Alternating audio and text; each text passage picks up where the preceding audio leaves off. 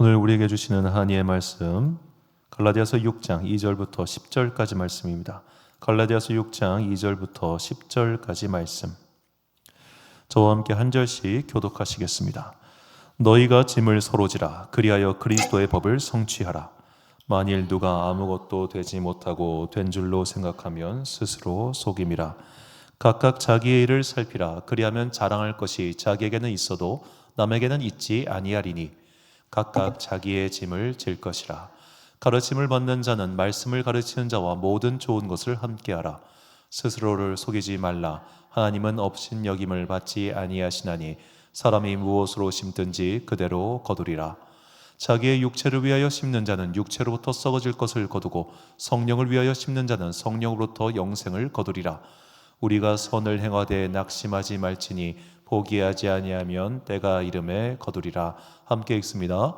그러므로 우리는 기회 있는 대로 모든 이에게 착한 일을 하되 더욱 믿음의 가정들에게 할지니라. 아멘. 선한 힘을 내기 위한 기도라는 제목으로 하나님의 말씀 선포하겠습니다. 며칠 전에 제가 좀 놀라운 전화를 받았습니다. 아산시 농협 신우회로부터 갑자기 전화를 받았는데 신우회에서 이 아산 지역에 있는 교회들을 섬기려고 그냥 매주마다 그 교회에 도시락 봉사를 한다는 거예요. 아산 농협 신우회입니다. 자, 그래서 이제 처음에 전화를 받았을 때 어떤 느낌이었냐면 이런 신기한 분들이 있구나.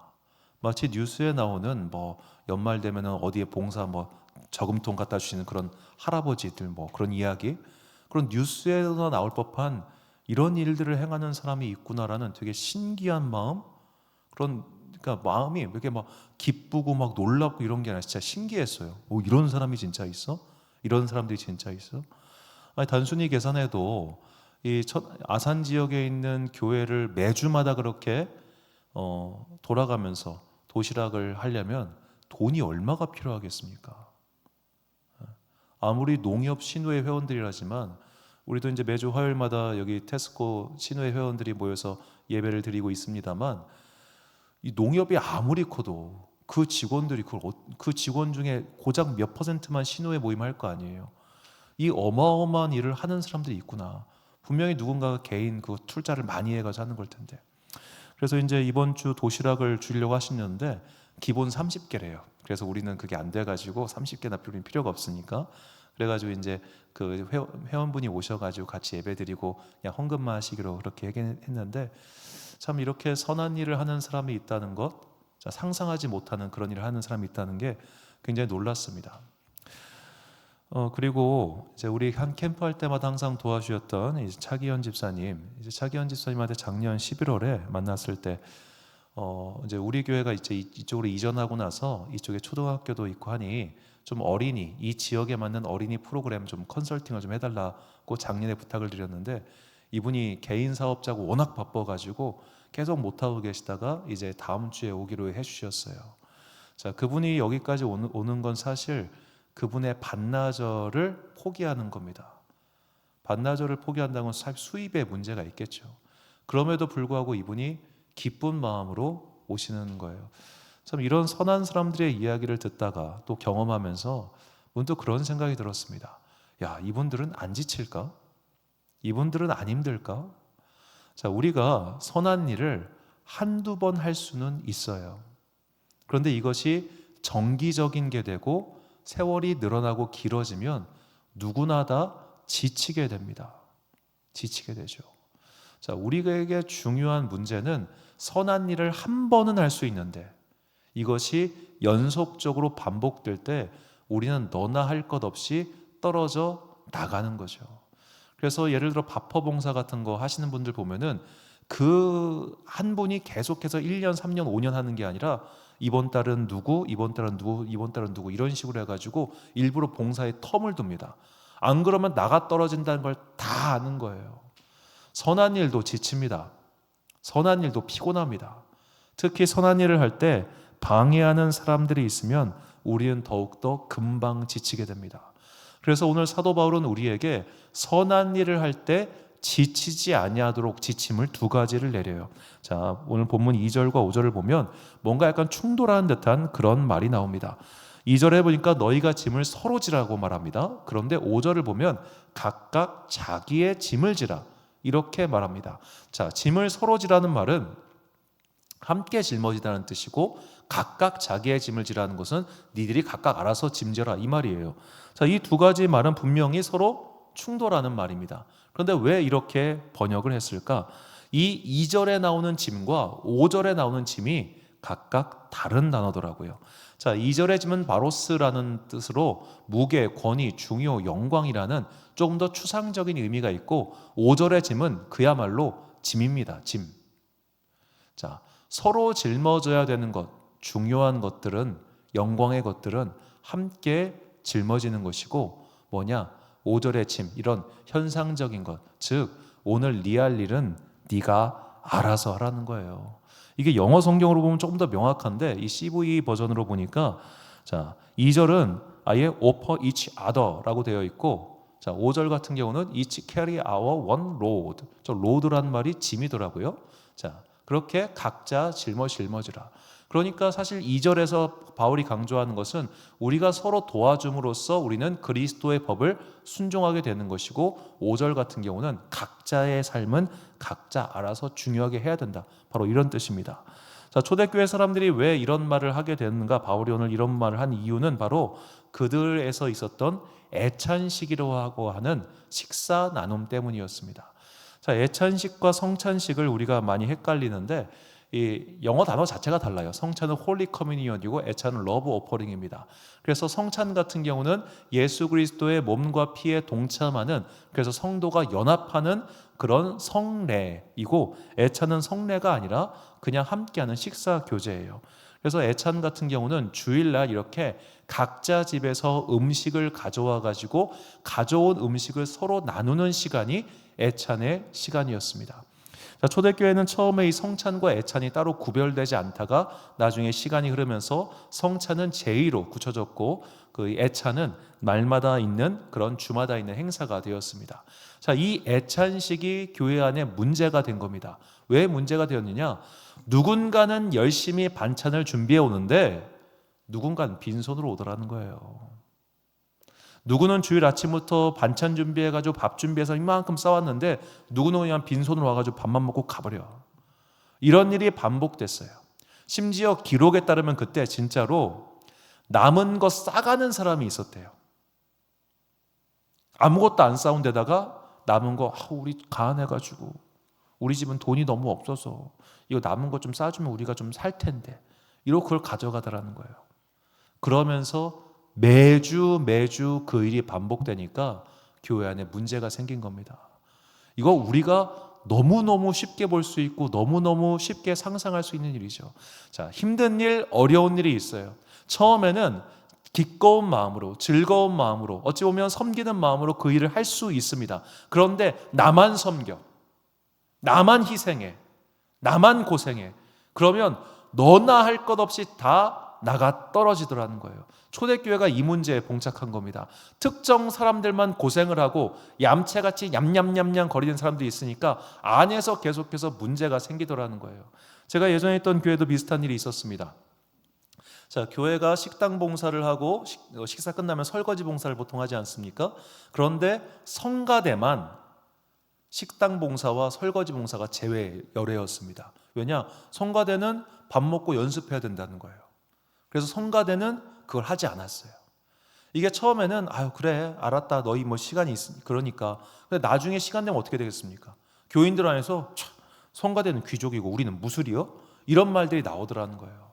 어렵고 힘든 일을 함께하지 않고 자꾸만 특정 누군가가 계속해서 그 일을 떠맡게 되면 너나 할 것 없이 지치고 분열이 일어나고 싸움이 일어나는 것은 옛날부터 지금까지 동일한 겁니다. 자, 우리가 선을 행할 때 이럴 때 지치는 겁니다. 얌체가 발생했을 때, 내가 죽어라고 했던 그 열매를 홀로 누리기만 하는 사람이 발생했을 때, 처음에는 봐줄 수 있죠. 그래 초신자니까, 그래 새신자니까, 그래 아직 믿음이 약하니까. 그런데 그게 한 달, 두 달, 1년쯤 되면은 그때부터는 꼴보기 싫은 거예요. 그래서 사도 바울이 이런 교회의 문제가 갈라디아 교회뿐만 아니라 여러 교회에서 반복됐기 때문에 성경 안에서 사도 바울은 서신서에서 이런 일을 하지 말라고 자주 권면합니다. 데살로니가후서 3장 11절과 12절 보니까요, 우리가 들은즉 너희 가운데 게으르게 행하여 도무지 일하지 아니하고 일을 만들기만 하는 자들이 있다 하니 이런 자들에게 우리가 명하고 주 예수 그리스도 안에서 권하기를 조용히 일하여 자기 양식을 먹으라 하노라. 이것이 오늘 본문 5절에서 각자 자기의 짐을 지라라는 말의 부가 설명이라고 할 수 있겠습니다. 그냥 일하지 않고 가만히 교회에서 주는 거 먹고 그렇게 하지 말고 너희 일은 너희가 알아서 해야 된다는 거예요. 우리가 힘이 있어요. 우리가 마음이 생겼어요. 그래서 손을 뻗어서 그를 도와주는 것은 하나님의 말씀 속에서 있는 것에 대한 순종입니다. 하나님께서는 처음부터 끝까지 우리에게 항상 요구하신 게 뭐냐? 선을 행하라였어요. 그리고 그 선을 행한다는 것의 구체적인 것은 약한 사람, 가난한 사람을 도와주는 거예요. 하나님은 이것을 하라고 거듭해서 말씀하셨습니다. 우리가 새벽마다 지금 예레미야와 에스겔까지 갔는데 이 예레미야와 에스겔을 쭉 하면서 힘든 게 뭐냐면 날마다 심판에 대한 말씀만 나와요. 날마다. 새벽마다 이렇게 강의할 때 조금 이제 힘든데 마음이 맨날 맞는 소리만 이렇게 듣다 보니까. 자, 그런데 하나님께서 이스라엘 민족, 유다 민족을 심판하신 이유가 너 왜 이렇게 은사가 부족해? 그래서 너 심판해. 너 왜 이렇게 방언도 못해? 그래서 심판해. 너 왜 성령 충만하지 않아? 그래서 심판해. 이런 말 한마디도 나오지 않습니다. 하나님께서 이스라엘 민족을 심판하신 이유는 그들이 우상 숭배하고 둘째로 선을 행하지 않아서입니다. 자, 그렇기 때문에 그들이 심판받았던 거예요. 바꿔 말하자면 우리가 하나님을 믿는 사람이라면 누구나 다 약한 자를 돌보고 가난한 자를 섬기는 그 섬김의 의무를 가지고 있다는 것쯤은 우리가 다 알고 있습니다. 그런데 이렇게 자꾸만 얌체를 만나고 혹은 이렇게 내가 열심히 하나님의 뜻에 순종해서 선을 행하였음에도 불구하고 내 삶의 현실이 바뀌지 않으면 우리는 너나 할 것 없이 꼬꾸라지더라는 거예요. 그렇게 꼬꾸라지면 어떻게 되느냐? 하나님은 없네. 하나님은 나를 안 돌보시네. 하나님이 살아계셔도 나에게는 의미가 없네. 이렇게 되는 겁니다. 예전에 어느 목사님이 간증의 이야기였는데요. 그분이 아직 교회를 다니고 있지만 믿음이 약할 때의 일입니다. 평신도였을 때인데요. 결혼을 하자마자 그 부인분이 갑자기 아프셔가지고 이제 결국 죽고 맙니다. 결혼한 지 1년 만에 이 부인이 돌아가신 거예요. 정말 1년 동안 기도하고 온갖 약을 쓰고 하나님 제발 살려주세요, 살려주세요, 살려주세요 했는데 부인이 죽었어요. 자, 결혼한 지 1년 만에 부인이 사별했으니까 이 마음이 얼마나 황망하겠습니까? 그 부인을 이제 묻고 하면서 그분이 속으로 이런 기도를 했답니다. 기도도 아니죠. 통보를 했답니다. 당신은, 나는 이제 더 이상 당신 뭐 안 믿겠다. 당신이 살아있는지도 모르겠고 당신이 내 기도를 듣는지도 모르겠고 설령 듣는다 하더라도 생명을 살려달라는 기도를 들어주지 않은 당신은 무능력하거나 없는 거다. 난 이제 더 이상 당신을 믿지 않고 등을 돌려버리겠다. 그런 말을 했다고 합니다. 너무나 이해할 수 있는 말이죠. 내가 선을 행했음에도 불구하고 내가 이렇게 열심히 봉사하고 내가 교회를 위해서 충성하고 하나님의 일을 최선을 다함에도 불구하고 내 삶의 문제가 하나도 해결되지 않아요. 그러면서 오히려 얌체 같은 인간들이 쥐새끼 마냥 그분들을 쥐새끼라고 하는 것이 아니라 쥐가 이게 그 파먹듯이 이렇게 막 파먹기만 해요. 그러면 속이 얼마나 꼴보고 싫고 타들어가고 지치겠습니까? 그래서 우리가 이렇게 지쳐갈 때 표정이 나빠지고 그러면서 봉사할 의욕은 사라지고 마침내 하나님께 기도할 힘조차 사라지는 거예요. 여기서 더 나가면 어떻게 되냐면 불신자가 되는 겁니다. 시편 51편 1절을 보면 어리석은 자는 그의 마음에 이르기를 하나님이 없다 하도다. 그들은 부패하며 가증한 악을 행하며 선을 행하는 자가 없도다. 자, 이 말을 바꿔 말하자면 우리가 언제 선을 행할 의지가 사라지느냐? 하나님에 대한 믿음이 사실은 약해질 때 그렇게 되는 거예요. 그 사람에게 실망하고 나의 상황에 대해 실망하고 하면서 가장 중요한 것은 이런 상황이 반복되면서 사실은 지금 내 믿음이 약해지고 있다는 겁니다. 내 믿음이 점점 소멸되고 있다는 겁니다. 이게 훨씬 더 큰 문제입니다. 저 사람이 자꾸만 내 신경을 건드리고 저 사람 때문에 자꾸만 의욕이 사라지는 거, 그런 사람은요 언제 어디서나 계속 존재해요. 사람의 문제, 환경의 문제는 사실 반복될 겁니다. 이 문제가 해결되면 저 문제가 등장할 거고, 저 문제가 해결되면 또 다음 문제가 등장할 겁니다. 인생의 고난과 환난과 문제가 없는 인생은 없어요.